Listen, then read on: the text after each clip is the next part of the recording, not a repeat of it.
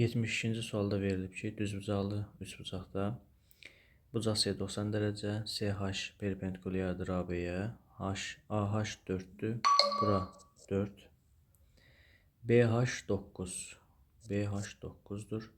Kotanges bucaq A-nı bizdən soruşur. Deməli, kotanges bucaq A-nı bizdən soruşur.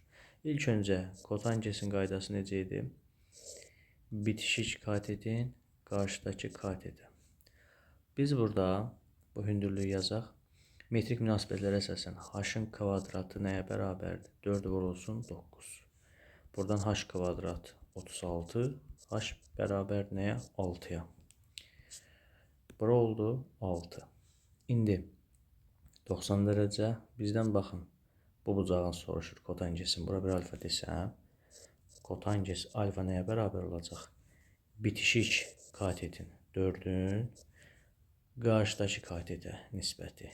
Burada da hər tərəfi 2-yə ixtisar aparsam, cavab 3-dür 2. Yəni A variantı.